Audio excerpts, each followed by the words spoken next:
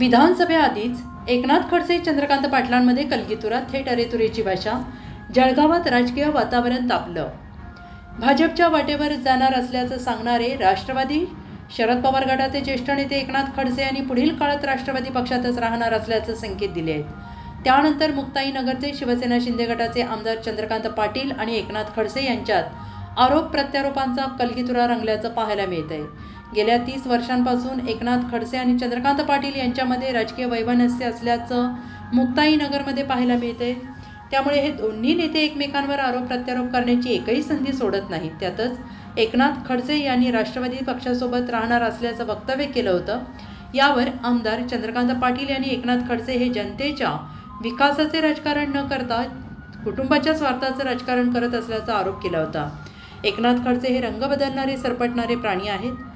आपण आमदार झाल्याचं त्यांना सहन होत नसल्याने आणि वयामुळे ते भ्रमिष्ट झाले आहेत, म्हणून ते काहीही बोलतात आणि वागतात। त्यांना आपण फारसे गांभीर्यानं घेत नाही असं चंद्रकांत पाटील यांनी म्हटलेलं आहे। त्यांची काय मानसिकता खराब आहे, कालपासून मी सांगतो जेवढं ते काय बोलतील त्याच्यात त्यांना काही समजत नाही आहे। 2014 मध्ये ज्या टायमाला त्यांची माझी समोरासमोर लढाई झाली होती त्या टायमाला महाराष्ट्रातले चारही पक्ष म्हणजे काँग्रेस, राष्ट्रवादी, शिवसेना, भाजपा एकामेकासमोर उभे राहिले होते। त्या टायमाला त्यांचं खऱ्या अर्थाने पहिली लढाई त्यांना कडवं आव्हान जे होतं ते चंद्रकांत पाटलाचं होतं। हे त्यांच्या डोक्यातच येत नाही अजूनपर्यंत। आणि 2019 मध्ये मी जे निवडून आलो आहे, मला राष्ट्रवादींची मदत केली त्या काळामध्ये, ते त्यांना अतिशय जिव्हारी लागलेली आहे। मी आमदार होणे त्यांना अपेक्षित नव्हतं।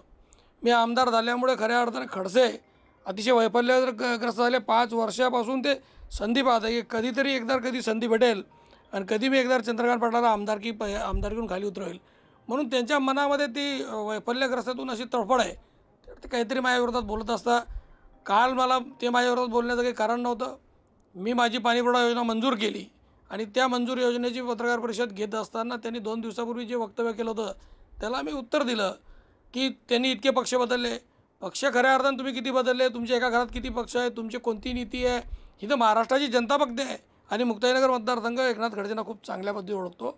त्याच्यामुळे खऱ्या अर्थाने निष्ठा कोणाची आहे आणि कोण कशा पद्धतीत काम करतो हे मला माहिती आहे। माझी ठीक आहे, माझी लायकी नसेल, मी मान्य करतो, मी अतिशय सामान्य कुटुंबातला माणूस आहे। लोकांनी मला आमदार केलं, लोकांच्या सहकार्याने केलं, लोकांच्या विश्वासाने मी आमदार झालो।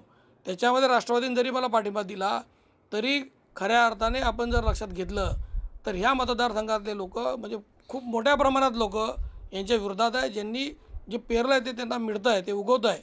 आणि लायकी खऱ्या अर्थाने खडसेंचीच आहे, लायकी महाराष्ट्रात खडसेंचीच आहे। ते लायक बाय माणूस आहे। ते राष्ट्रवादीवालेही त्यांना सांभाळून घेता, म्हणजे भाजपमध्ये जात असेल मी सांगता राष्ट्रवादीवाले की ते त्यांच्या अडचणीमुळे जाता। इतर राष्ट्रवादीमधून जे लोक बाहेर पडले त्यांना लाखोल्या वाहिल्या गेल्या, त्यांच्या विरोधात टिकामणी झाली, त्यांच्या विरोधात मोठे मोठे भाषणं झाले। पण खडसे साहेब राष्ट्रवादीतून भाजपमध्ये जात होते किंवा गेले त्या टायमाला त्यांना आमदारकी बी बहाल करण्यात आली, आमदारकी बी दिली की आमदारकी बी घ्या, तुमची अडचण आम्ही समजून घेतो, तुम्ही जा। अशा पद्धतीमध्ये राष्ट्रवादीने एक वेगळ्या पद्धतीमध्ये एकाला वेगळा न्याय एकाला वेगळा न्याय, म्हणजे अजितदादा जे गेले भाजपसोबत राष्ट्रवादी घेऊन तर अजितदादा दोषी होऊन गेले, कारण अजितदादांची काही अडचण नव्हती। खडसे जे गेले तर खडसेंसंदर्भात खूप मोठ्या प्रमाणामध्ये त्यांचं राष्ट्रवादीच्या वरिष्ठ नेतृत्वाचं प्रेम होतं की गेले तर गेले, जाऊ द्या, उलट गेले तर आमदारकी बी जाऊ द्या त्यांच्याबरोबर।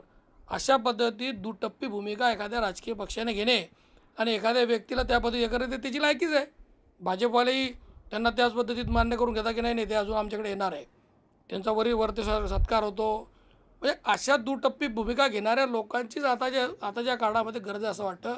सामान्य कुटुंबातला एखादा व्यक्ती लोकप्रतिनिधी झाला आणि त्यांनी काही निर्णय मतदारसंघासाठी घेतले तर ते निर्णय काही लोकांना पटत नाही आणि यांच्यासारखे दुटप्पी घेणारे निर्णय जर लोकांना पडत असतील तर मला वाटतं ते काही योग्य नाही आहे। Bureau report SVN Marathi, Jalgaon.